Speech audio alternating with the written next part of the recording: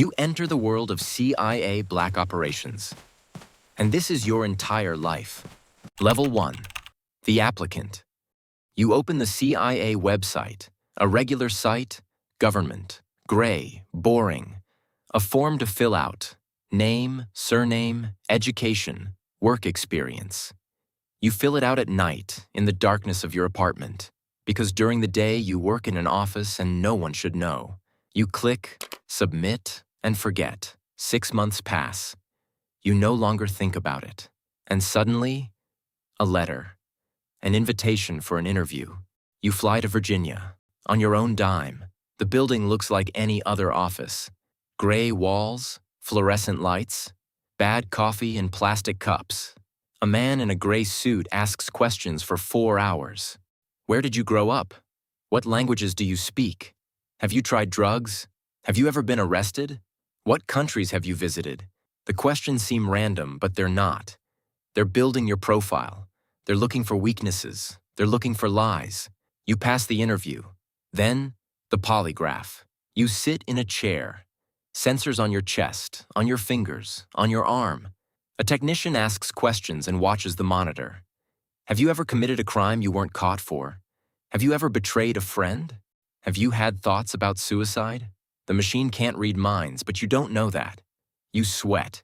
You stutter. You tell the truth because you're afraid of what will happen if you lie.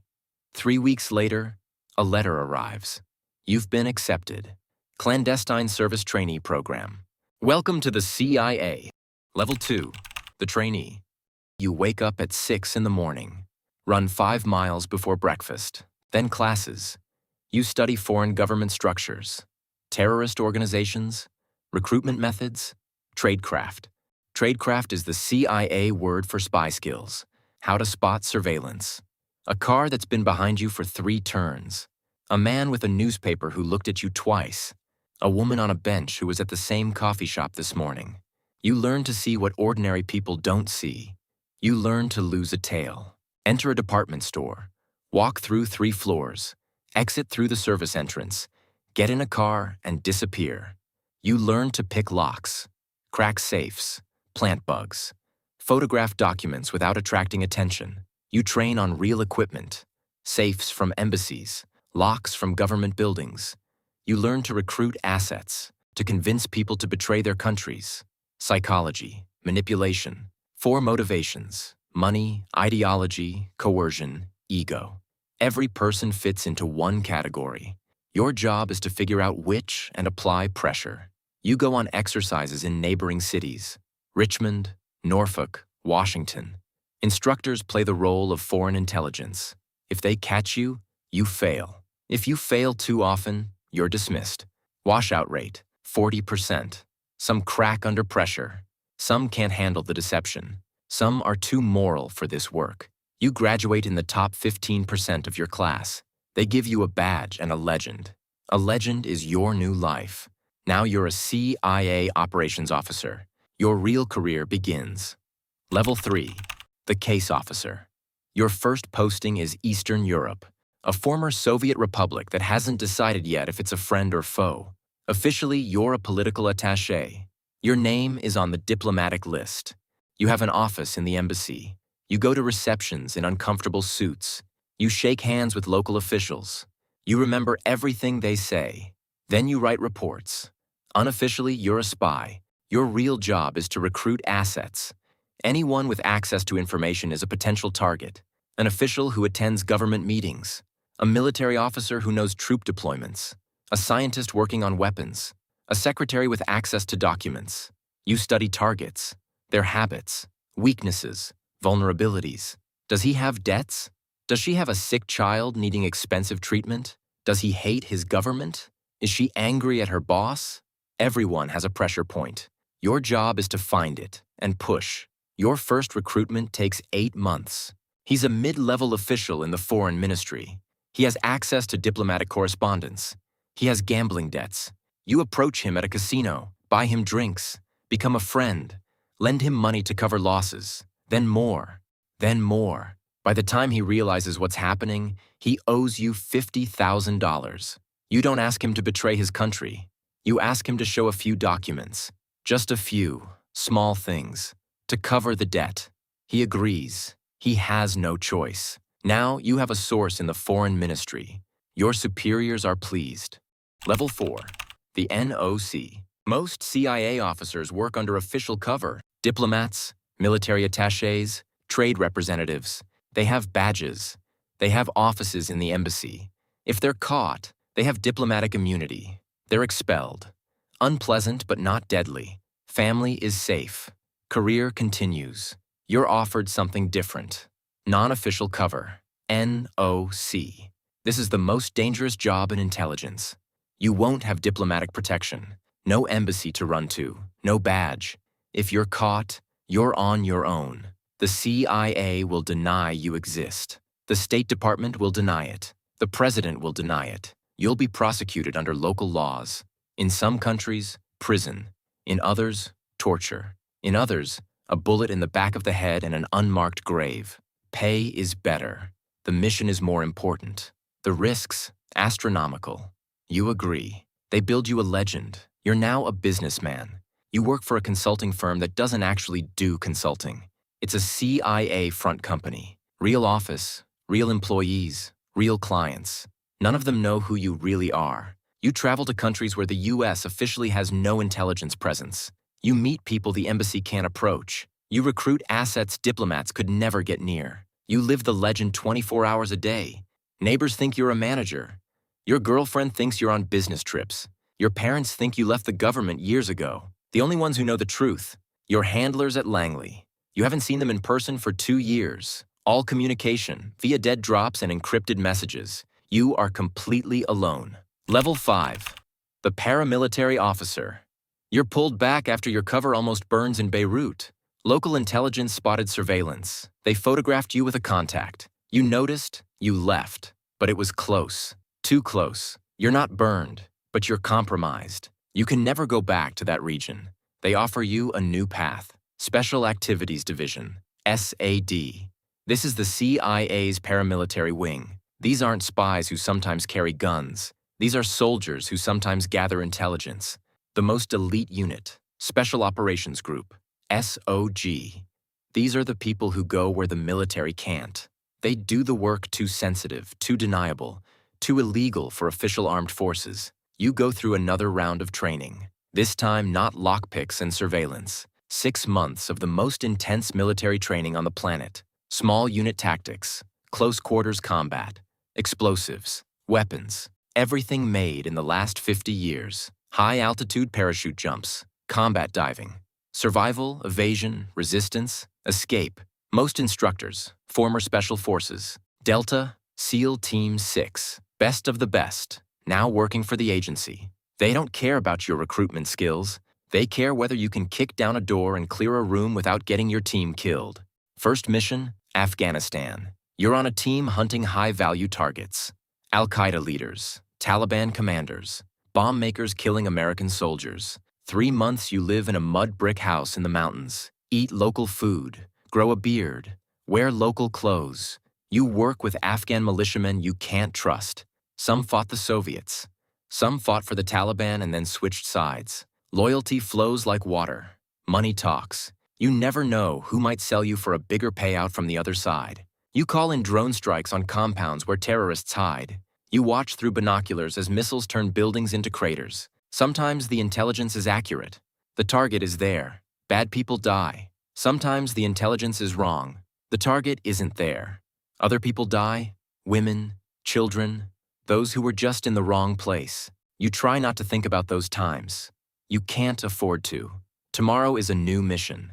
You're awarded a medal that doesn't exist, for a mission that never happened, in a country where you were officially never present. Your family will never know what you did and why you sometimes wake up screaming. Level 6. The Team Leader. After 5 years in SAD, you're promoted to Team Leader. You have your own team now. 8 people. 4 CIA operations officers like you. 4 contractors, former Special Forces. They make 3 times your salary, but you make the decisions. You're responsible for the mission. You're responsible for their lives. Your team is sent to Libya during the civil war. Gaddafi is falling. The country is chaos. Militias fight in the streets. Weapons depots are being looted. Your job, to find and secure chemical weapons before they fall into the wrong hands. Wrong hands. Al-Qaeda, ISIS, any of a dozen groups dreaming of mustard gas or sarin. 6 weeks in Tripoli while the city burns around you. You work at night, sleep during the day, 2 hours at a time. In safe houses, you change every 48 hours. You pay militia commanders for information. Interrogate prisoners captured by friendly forces.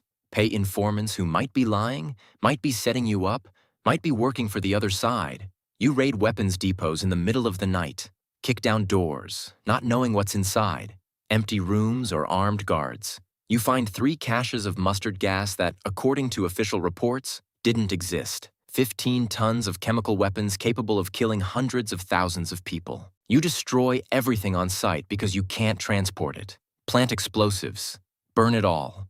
On the last night in country, your convoy is ambushed. 1 of your men is killed. 2 are wounded. You carry 1 of them half a mile to the extraction point while bullets whistle over your head. A helicopter arrives. You fly out. The mission is declared a success. You write letters to the families of the dead and wounded. The letters are lies. You can't tell them what really happened. No one. Level 7. The station chief. 15 years in the field. Your body is falling apart. Old injuries that never healed. A shoulder that dislocates if you turn wrong. From Afghanistan. Knees ache every morning. Too many jumps. Ringing in your ears that never stops. Too many explosions. You're 42, but you feel 60. Doctors say field work is over for you.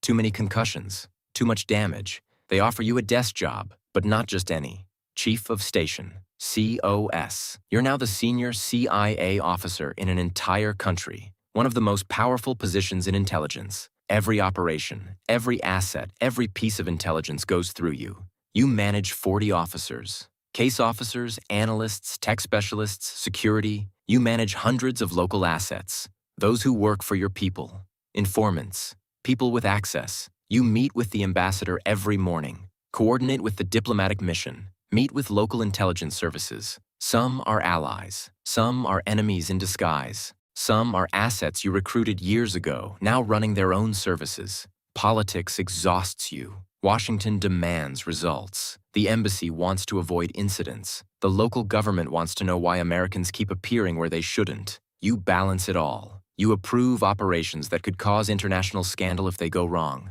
You shut down operations that could yield valuable intelligence but are too risky. Every decision is a gamble. Every success is classified. Every failure is on the front page of the New York Times. You sleep 4 hours a night. You haven't taken a vacation in 3 years. Your marriage fell apart during your second Middle East tour. Your kids grew up. They don't know you.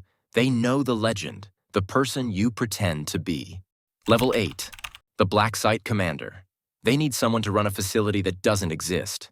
A black site. It's in a country that will deny it's there. The local government was paid. Local security guards the perimeter and asks no questions. The facility itself is unremarkable. A warehouse, former factory, abandoned military base. Inside, cells, interrogation rooms, medical equipment to keep prisoners alive. Prisoners, high-value targets, terrorist leaders, bomb makers, financiers, couriers who know the networks. They were captured in raids across a dozen countries. They were never formally arrested. They never saw a judge. They have no lawyers. They have no rights. They have no official existence. To the world, they vanished. Your job, to extract information from them. The methods you use are classified. Enhanced interrogation. That's the official term.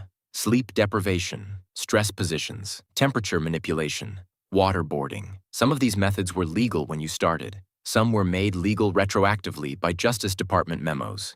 Some are still being debated by lawyers in Washington who have never been in a room with someone who knows where the next attack will be. You tell yourself it's necessary. You tell yourself the information saves lives. You tell yourself these people would have killed millions of Americans if they could. Some nights you believe it. Some nights you lie awake staring at the ceiling, wondering if you're still one of the good guys. You run the facility for 2 years. When you leave, they give you a commendation that exists in no records. The facility continues. Someone else runs it now. You don't ask who. You don't want to know. Level 9. The division director. You're back at Langley, headquarters, the building you first entered 25 years ago as a nervous applicant. Now you walk past the memorial wall. 139 stars.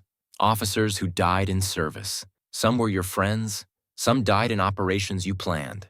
You run an entire division in the National Clandestine Service. Maybe Near East, maybe Special Activities Center, maybe Counterterrorism Center. Hundreds of officers under you, thousands of assets worldwide, billions of dollars from the black budget, money that doesn't appear in congressional reports, money that officially doesn't exist. You brief the president on covert operations, sit in the Situation Room at the same table as the Secretary of Defense and the National Security Advisor while decisions are made that will never be acknowledged. You recommend targets for drone strikes, authorize operations in countries where we officially don't operate. Syria, Iran, Pakistan, countries that are technically allies, countries that are technically enemies, countries where the line between the two changes every week. You sign off on activities that would be war crimes if anyone ever found out. You testify before congressional committees, but the real briefings are in closed sessions with no transcripts. Senators ask questions. You give answers that are technically true, but carefully incomplete. Everyone in the room knows the game. They don't want to know the details. They want deniability. You give it to them. Operations continue. Bodies pile up in countries most Americans couldn't find on a map. Intelligence flows. Some prevents attacks. Some leads to more attacks. This whole machine runs on secrets and blood, and you're one of those who keeps it running. Level 10, the ghost. You retire after 30 years. 30 years of secrets. 30 years of operations that never happened. 30 years of assets recruited and betrayed and sometimes killed.